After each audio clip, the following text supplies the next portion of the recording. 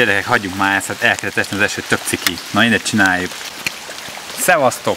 Október vége van, a Földközi tenger partján ilyenkor indul az olívaszüret, és hogy ezt a hangulatot most visszaadjam egy kicsit nektek, egy fekete rizottot fog ki...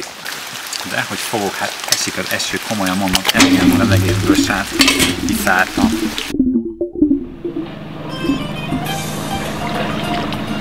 Na, így már mindjárt más. Szóval fekete rizottó és egy csomó minden egyéb érdekesség, figyeljetek, mert kezdünk! Arra gondoltam, kicsit visszarepítelek titeket a nyárba, ezért október végén leugrottam az Adria egyik alig ismert szigetére, Soltára. Ezen a kis szigeten összesen 3 dologgal foglalkoznak, fügével, mézzel és olivával.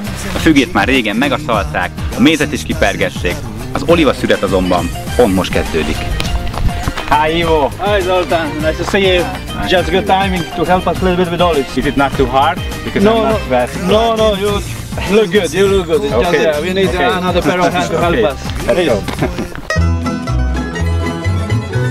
Soltán az ültetvények a szigeten élő családok tulajdonában vannak. Szület idején ezek a családok összefognak, és szép sorban leszedik egymás termését, mindenki segít mindenkinek.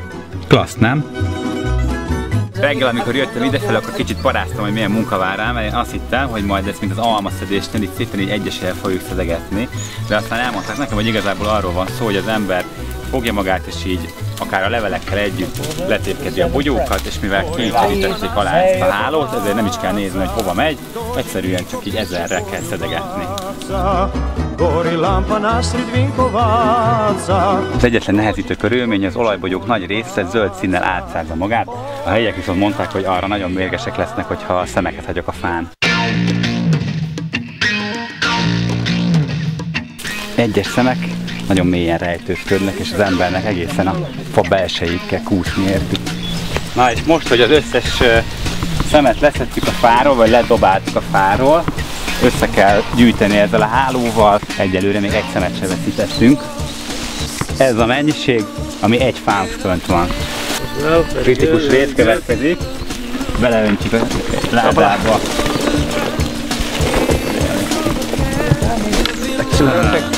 Very good, very good. Very good. At the moment you are amateur, but very soon you're gonna be professional. Next year. Next year. I started my career. Yeah. Leszedett olivabogyót persze el is kell vinni az autóig. Jó, azt nem mondom, hogy brutál nehéz, de mondjuk szerintem egy 20 kg azért van. Bez cigaretta, elsz cigaretta. Jaj, cigizik közben, az nem baj, lehet cigizni, nem tiltja a szabályzat. De nézzétek meg, ez egyfajta csalás, én szerintem, amikor valaki egy kisgyereknek a homokozó geredét elszedi, és arra tépkedi le a magokat. Lehet, hogy gyorsabb, csak csúnya dolog. Ay, Felipe! Most terítik ki azt a hálót a fa alá, amire aztán a bogyók potyognak, és akkor nagyon könnyű lesz őket utána összedni. Nézzetek, ez már olyan, mint egy ilyen kis pici szilva, ezek azok a szemek, amik már kezdenek megérni. De az a lényeg, azt mondták a helyiek, hogy éretlenül kell alapvetően szedni, tehát az, hogyha vannak már érett szemek a fán, az nem baj, de az igazi, hogy ha éretlen vagy éppen érett a szám, akkor a legfinomabb az olaja.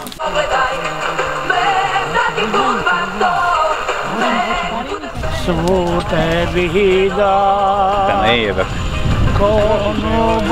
Én is nyomok egy kör. Nehéz munka után most vár ránk egy kis pihenés, egy gyors pikniket rendeztek itt be. Ha jól láttam, akkor még egy kis fehérbor is sapulit.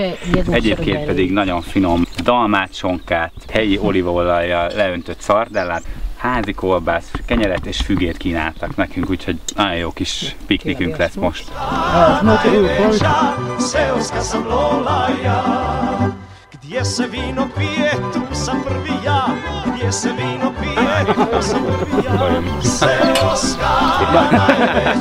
hát a szület igen jól sikerült, finomat ettünk, most pedig megnézzük, hogy hogyan készül maga az olívaolaj. Zoltan, there is a car for you. You're gonna look like an islander. Here you are. Thanks!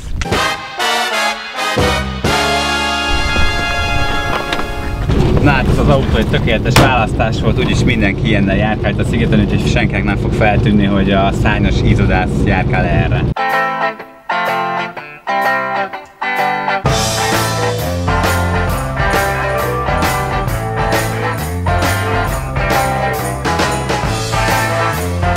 Ha akvaparkot vagy Michelin csillagos éttermet kerestek, na azt ne Soltán tegyétek.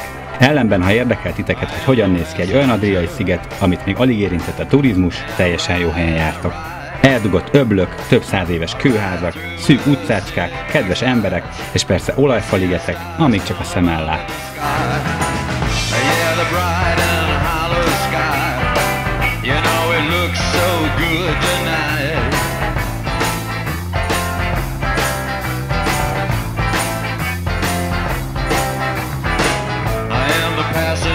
Na de térjünk szépen vissza a fő témánkhoz, az olivához.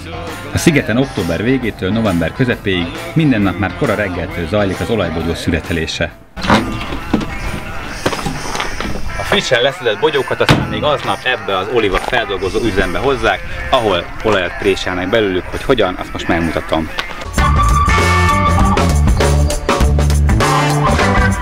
Az olaj készítése egy spéci high-tech rendszerben történik, ennek ellenére ez a 80 éves Verda itt szerepet kap a termelésben. Első világháborús golyónyom, második világháborús repeszdarabok, a rendszerváltáskor utoljára kicserélt izzó.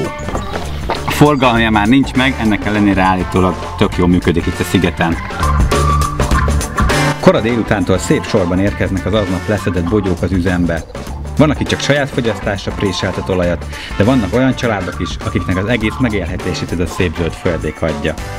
Az üzem tulajdonosa Fráne, aki pár évvel ezelőtt még egy multinál dolgozott, de aztán lelépett onnan és belevágott az olajpréselő bizniszbe.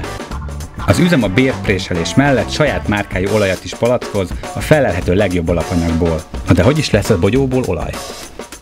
So the olives are first measured there, then they are put it here in this box. Transported with the elevator to the ventilator, which divides the leaves from the fruit.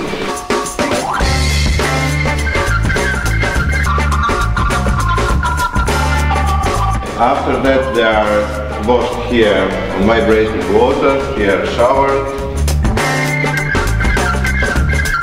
You can see them here last time as a fruit, so fresh, clean, green fruit, which is then transported to the mill. In the mill they are crushed, so in the pit inside too. So you also fresh? Yes, the pit is crushed inside and we get some kind of paste.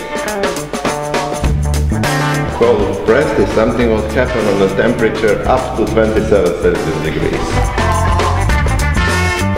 A hideg sajtolásra szükséges hőmérséklet, meg az összes egyéb munkafázis ellenőrzése űrsiklókat megszégyenítő precizitással zajlik, aminek aztán a végeredménye ez az élénkzöld színű, a hirtelen sok hatástól még kicsit zavaros szűzolaj. A visszamaradt zúzalék a már bemutatott ősverda platójára kerül, hogy szárítás után újra visszatérjen az üzembe, biofűtőanyagként. Egy jó olajat kóstolgatni is érdemes. Az általam próbált tétel, egy mindössze pár napja sajtolt olaj, harsány és üde volt, tele a frissen nyírt fűre emlékeztető aromákkal, meglepően borsos csípősséggel és enyhén kesernyés lecsengéssel. Az olajak igazi, végleges karakterüket egy-két hónapnyi hordós pihentetés után nyerik el, színük ekkorra átlátszóvá válik, és mire palacba kerülnek, már a durva aromák is lekerekednek bennük.